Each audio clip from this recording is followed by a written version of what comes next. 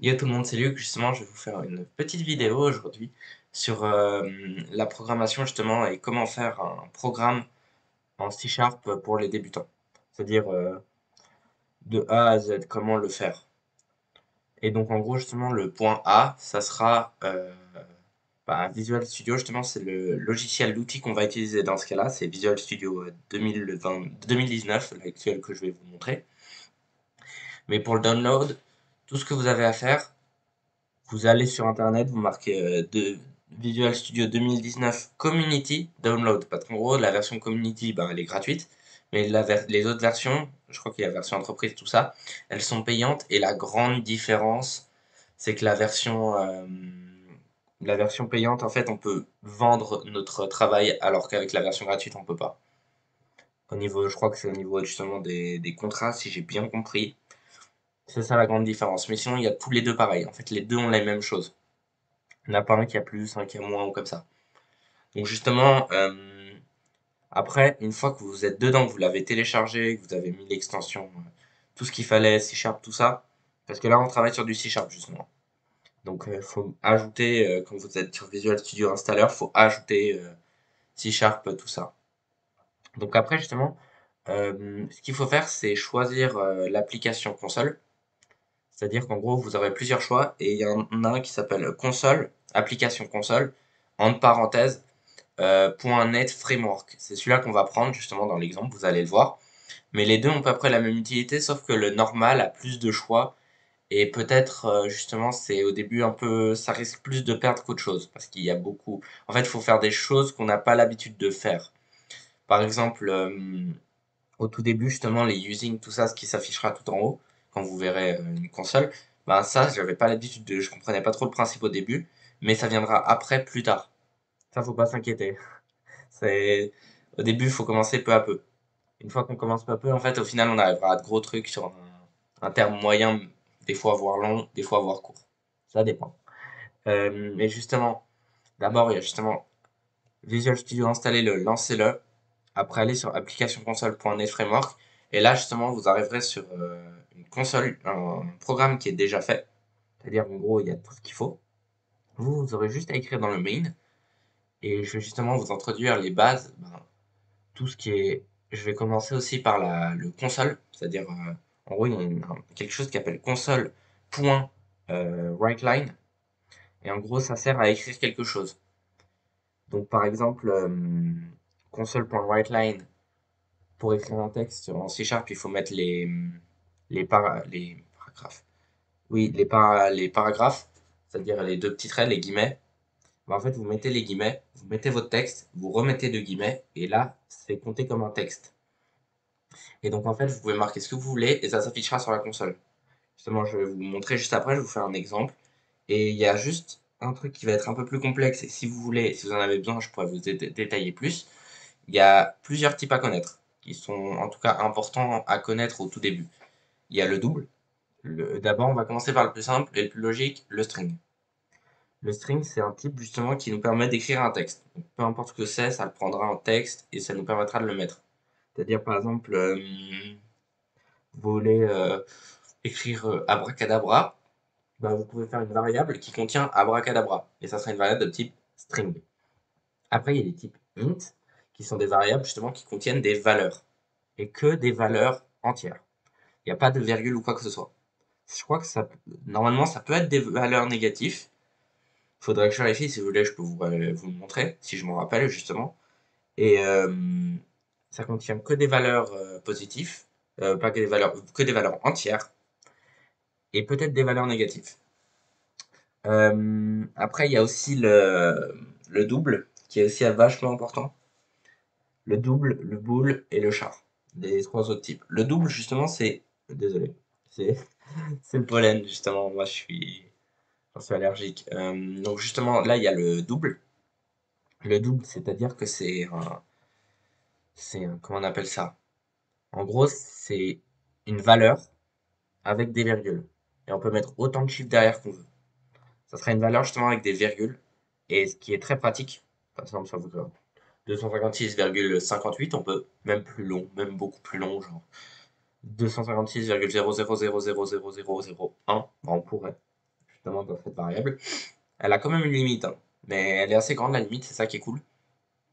Et après, justement, il y a aussi le char. Le char, en gros, il s'appelle comme ça parce que en fait, ça veut dire caractère. Et en gros, c'est pour avoir un seul truc. Par exemple, on n'a que le A. Ben, en disant qu'il y a une valeur, on veut qu'elle contienne un seul truc, ben, ça pourrait être par exemple qu'un A. Et elle contiendrait qu'un A à coup sûr. En gros, ça nous permet de nous assurer qu'il n'y ait qu'un seul caractère. Et pas, par exemple, en disant qu'on prend un string, ben, on écrit quelque chose, par exemple, bla, et nous, on voulait qu'un seul caractère, ben, on aura un problème. Alors qu'avec le char, on est assuré d'avoir un seul caractère. C'est ça qui est pratique, justement. Après, il y a aussi le. Comment ça s'appelle? Bah oui, le bool, justement. Désolé. Le bool. En gros, le booléen, ça veut dire booléen, justement. Mais en gros, le booléen, c'est un principe de vrai-faux. C'est-à-dire, c'est 0, 1. C'est vraiment le truc le plus simple. C'est peut-être celui-là par lequel j'aurais dû commencer, mais c'est justement, en gros, c'est 0, 1, c'est-à-dire vrai-faux. Donc, dans un programme, par exemple, le if, bah, c'est comme ça qu'il marche. If vrai, ben, il le fait. If false, il le fait pas. Et après, il y a des conditions pour inverser, mais ça rentre dans le complexe inutile pour l'instant. Et par exemple, le while, il le fait tant qu'il est vrai. Donc, tant que le booléen, justement, qui sera au centre, bah, il est vrai. Tant qu'il est vrai, il le fait. Et donc, justement, là, je pense, c'est maintenant que je vous ai introduit justement tous les types, euh, le, le principe de console et bah, justement tout ce qui est Visual Studio, comment on le lancer, je vais vous faire justement une petite démo. Je vais juste. Ouais, juste petit problème, justement, vu que c'est la première fois que je faisais ça, j'ai juste eu un petit décalage, donc je vais vous refaire le son par-dessus, justement. Je vais vous. Voilà. Qu'il faut aller sur console. Je suis désolé de le faire comme ça, mais c'est juste que j'ai complètement oublié. Parce qu'en fait, j'ai eu un problème. Ma caméra s'est coupée juste avant que je lance, donc je vais vous faire une petite explication, justement. Donc, ce que je fais, justement, c'est que je lance Visual Studio. Donc, justement, je vous montre qu'il faut aller sur créer un projet. Parce que j'en avais déjà créé un, mais je me suis dit que je pouvais tout vous montrer de A à Z. Ensuite, vous allez sur console. Vous allez sur l'application console. Et vous prenez le .NET Framework. Que vous pouvez noter, justement, là, dans les. Regardez, justement, tac, .NET Framework, vous le marquez dans la console, justement. Et une fois que vous l'avez marqué dans la console, vous pouvez le double-cliquer. Il vous demandera le projet, justement, je mets deux parce que j'en ai déjà un. Et donc, justement, je le mets dans le source, parce que comme ça, au moins, je l'ai quelque part. C'est l'endroit de base, justement, où il vous le mettra. Et prenez toujours la version la plus haute. Ensuite, justement, la deuxième chose à faire, c'est une fois que vous avez l'application, justement, vous écrivez tout dans le main. Comme je vous ai expliqué plus tôt, vous mettez tout dans le main. Et, et là, justement, je vais juste vous noter tous les types. Justement, vous devez noter le type. Ensuite, le nom de la variable. Donc là, par exemple, je vais mettre texte. Je sais que je vais mettre texte, justement, est égal à. Je vais mettre une valeur au pif. Je crois que j'ai mis blabla. Oui. Justement, vous mettez blabla. Et puis, une fois que vous avez mis blabla, vous pouvez passer à la suite. Donc, int. Et en gros, justement, là, il vous dit que cette valeur est inutile et est assignée. En gros, elle est assignée mais jamais utilisée. Et là, justement, je vais vous montrer à quoi ça sert. C'est-à-dire qu'en fait, vous mettez console, comme je vous ai dit plus tôt. En fait, il y a plein de choses dans console, après le point, justement. Parce qu'en fait, quand on met un point, en gros, on tombe sur le truc. Mais donc, justement, quand vous mettez console.writeLine, bah là, vous tombez sur tout ce qui touche à du writeLine. Et là, justement, je vais mettre un texte au pif. Je crois que je vais mettre blibla. Ouais, je vais mettre blibla pour finir.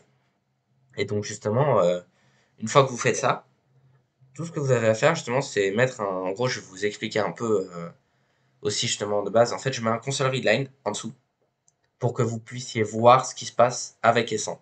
Et pourquoi j'en mets un. Ce que fait le console readline, c'est qu'il prend la commande de l'utilisateur, c'est-à-dire quand vous devez, en gros, vous devez toucher quelque chose pour après entrer, ou quand vous appuyez sur entrée, ça stoppe. Et là, je vous explique juste la différence entre les deux types de commentaires. Le premier est sur une ligne, donc les deux traits sont sur une ligne, et celui-là qui fait trait, euh, comment ça s'appelle, multiplication trait, bah, en gros, il peut être séparé au centre, et le but, justement, c'est d'éviter, qu'est-ce que je raconte? C'est d'avoir plusieurs lignes sur le truc. Et justement, vous voyez, comme vous venez de le voir, justement, ce qui s'est passé, c'est que justement, l'application a directement crash. Donc, je vous ai remis directement tout dans le même état que c'était. Désolé. Voilà, parfait. Donc justement, je l'ai remis et vous voyez que cette fois, il s'arrête. Et donc justement, ça c'est le principe du... Merde, comment ça s'appelle? Oui, c'est le principe du readline. C'est-à-dire que là, si j'appuierais sur Enter, il se redémarrerait, il se finirait. En fait, ça met une pause dans le programme. Parce qu'en fait, on attend quelque chose de l'utilisateur. Donc il y a plusieurs types. Il y a le type string, il y a le type justement int. Comme là, je l'ai introduit. Après le type int, bah, il y a le double. Et juste après le double, là justement, je vais mettre une valeur à virgule. Mais en fait, c'est pas une virgule qu'il faut, c'est un point, justement. Parce que je me suis trompé. Et ouais, désolé, je vous refais le commentaire parce que c'est quand même important. J'explique des choses et j'aimerais être sûr que vous ayez compris. Char, bah là justement, c'est pour avoir un seul caractère comme je l'ai expliqué plus tôt dans la vidéo. Et donc, c'est-à-dire par exemple un E ou un W. Donc là, justement, vous pouvez mettre une lettre au pif, majuscule, minuscule. Par contre, si vous en mettez un deuxième, là, c'est pas bon. C'est pas bon du tout pour le programme. C'est-à-dire que si vous en mettez un deuxième, bah, ça va juste bloquer le truc. Et donc, justement, là, ce qu'il faut faire après, juste après, là, voilà, justement, je mets un boule. Et ce boulet-là, je crois que je vais l'appeler bol, ouais. Et justement, je vais le mettre entre eux. Pour l'instant, je vais pas l'utiliser. Juste vous montrer d'autres choses qui sont aussi importantes. C'est-à-dire que là, justement, je vais vous montrer un if, else, tout simple. Pour que vous compreniez un peu le principe aussi de vrai-faux, pour être sûr. Parce que même moi, j'ai pris un peu de temps à le comprendre au début, c'était assez galère. Et donc, justement, là, vous faites un if, tac, parfait. Et donc là, vous faites maintenant bah, un else. En fait, là, dans le else, ce qui se passe, c'est que bah, il le fait si le if ne marche pas, à coup sûr. C'est-à-dire que là, justement, je vais mettre une valeur pour que vous compreniez. Et juste, je crois que je vais directement le mettre. Je sais plus si je le mets direct ou pas. Oui, justement, je mets le plus. Parce qu'en fait, le plus permet d'additionner deux types de valeurs différentes dans ce cas-là. C'est-à-dire qu'en gros, ça permet d'afficher deux choses. Et donc là, justement, je vais afficher le texte, comme ça, vous voyez à peu près la même chose. Et justement, là, le but, c'est d'avoir une, euh, une condition. Donc, par exemple, là, c'est valeur. Là, je mets valeur si valeur est plus petit que dbl. C'est-à-dire que dbl, il doit être plus grand. Et donc, justement, là, ce qui se passe, c'est que là, comme vous le voyez, ben, dBl est bien sûr plus grand que valeur, mais dans le cas inverse, bah là, il est plus petit. Si on inverse justement donc ce qui amènera à faux, donc il ne le fera jamais. Donc c'est-à-dire qu'il fera l'autre, il fera le else dans ce cas-là. Et c'est ça justement que je voulais surtout vous montrer. Ça peut paraître compliqué, mais en fait, c'est une fois compris, ça va. Et donc ça, justement, c'est la condition. Et ça, c'est le booléen, justement. Je voulais juste vous montrer l'utilité du booléen, c'est-à-dire que si le booléen est vrai, ben, il le fait. Et justement, si je le mets en false, ben, il le fera pas. Et il le fera. Bah, vu qu'il est en false, ben, il fait if, ben, il est false. Bah, donc il passe à autre chose. Il passe au else, justement. Justement, ça sera tout pour ce cours C-Sharp. Merci beaucoup. Désolé du problème, mais ciao. Désolé du problème. J'ai essayé justement de le régler. J'espère que c'est une vidéo expérience, donc je verrai comment ça se passe. Mais en tout cas, c'était vachement cool. Ciao. J'espère que ça vous a aidé et ça vous a fait plaisir. C'était Luc.